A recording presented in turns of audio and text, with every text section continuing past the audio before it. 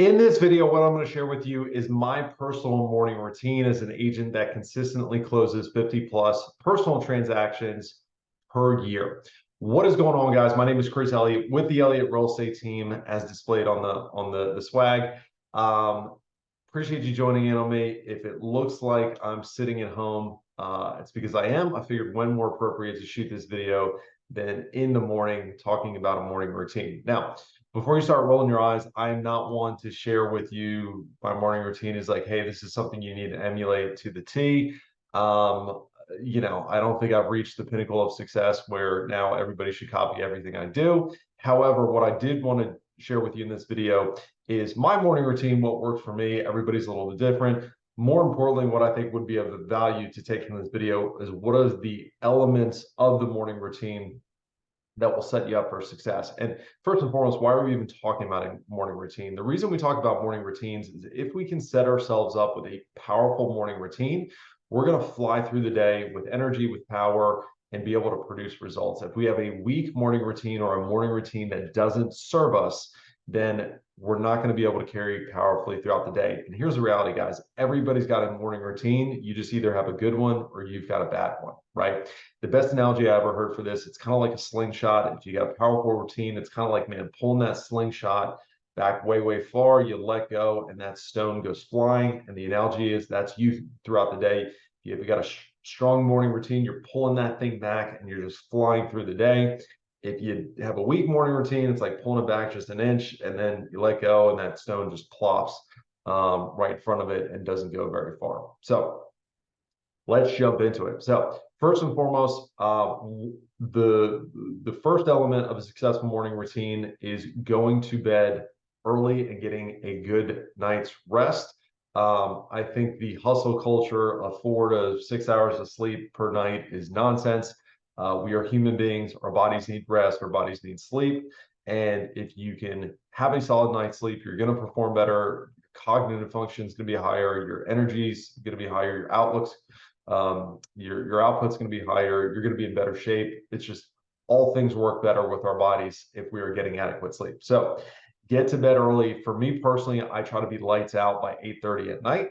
That may or may not work for you. Everybody's situation is different. Everybody's family is different. Everybody's obligations are different. It works for me personally, right? My kids are little. We can put them to bed early. So, but a couple tips to be able to get to bed early is I stay off my phone at night. So at 8 o'clock at night, I'm tabling my phone. It's plugged in. It's in the bathroom. It's away from me. I'm not scrolling, Instagram at night. I'm not scrolling TikTok at night. I'm not bringing in that blue light into my eyes. I'm not bringing that stimuli into my eyes because that will just keep you awake all night long. I'm also not engaging in client communication. I'm not returning texts. I'm not returning phone calls. I'm not checking emails. And I set that expectation with clients, and you can too. Hey guys, 8 o'clock at night, I kind of shut down for the day. So if you reach out to me after 8, just know that I'm going to get back to you the next day. Now, maybe you're, in the middle of a negotiation and you're not able to do that. But, if we can hit this 85% of the time, we're going to be doing good. And to be very honest with you, not being able to table negotiations for the night, I think is a limiting belief.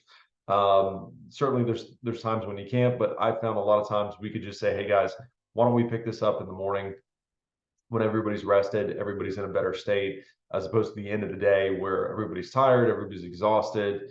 People are cranky, maybe they've been drinking alcohol or taking other substances, and they're not necessarily their best selves. So table those negotiations, stay off the phone, set expectations with clients. So we also got to decide what time we're going to bed. Once again, 8:30 may not work for you. That's what works for me. I would encourage you to figure out a time where you can consistently go to bed, at least on work nights. Next is a wake up time. I personally wake up at 4:30 in the morning. Once again, that may or may not work for you. That's what works for me. I'll share with you, I set my phone in my bathroom, and when the alarm goes off, I've got to run out of bed to go get it so I don't wake up my wife. That's just a little pro tip. But that gets my behind out of bed. But you want to wake up early enough where you can fit all these different things in. Maybe that's 5:30, maybe it's 6. But if you're sleeping until 7:30 and you got to be at work at 8, probably not when you want to be waking up, right? So if you can go to bed early, you can get up earlier. So from 4:30 to 5, I'm pretty much just waking up, drinking coffee, watching YouTube, doing something, just allowing my brain to wake up, myself to wake up. I would encourage you to drink some water, replenish your body that way. From 5 to 6, I personally like to be working on my business. So when I talk about working on my business, that is different than the normal grind. You know, if you've read Michael Gerber's E-Myth Revisited, phenomenal book, he talks about working in your business and working on your business. So working in your business is all the things that we think about as real estate professionals, you know, making phone calls, returning communication, running numbers on properties, doing this, doing that, you know, emails, writing all the stuff you think about. Working on your business, however, is systems, processes, skill building, you know, working on marketing. It's the things that's not in front of you on a daily basis. That's like, it's not going to scream for your attention, but if you work on these things, it's going to move the business forward, right? So I like spending an hour working on those things every morning because, you know, in the morning, 5 a.m. to 6 a.m., nobody's calling me, nobody's emailing me, nobody's expecting anything from me. You know, the world is still asleep for the most part.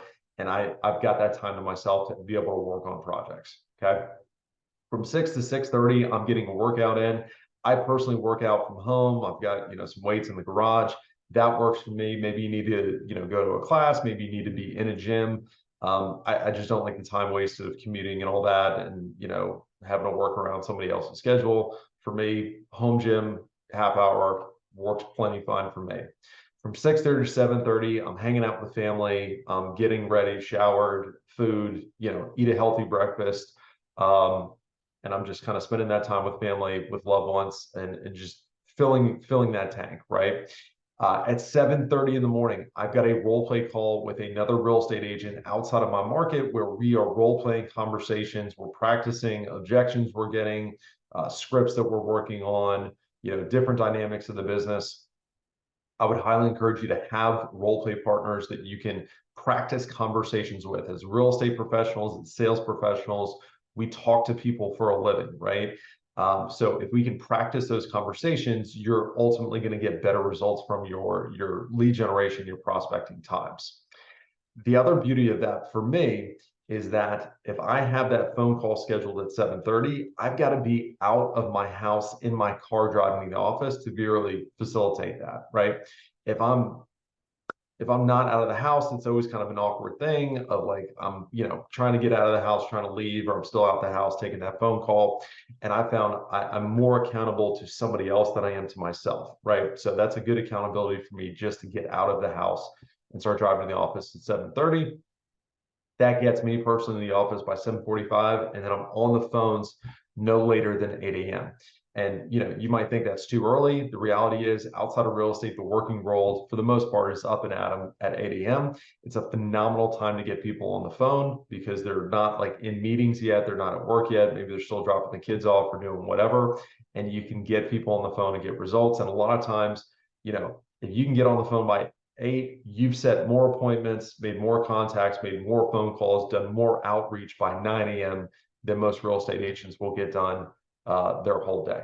So, guys, that was my morning routine. Once again, I'm not saying you should copy that verbatim, but I think there's some successful elements that you can implement in your schedule. Go to bed early, wake up early, find time to work on your business, find time to get a workout in, eat a healthy breakfast, spend some time with loved ones, work on something in your business. We already talked about that. Have a role play call, get to the office early, get on the phones, get after it.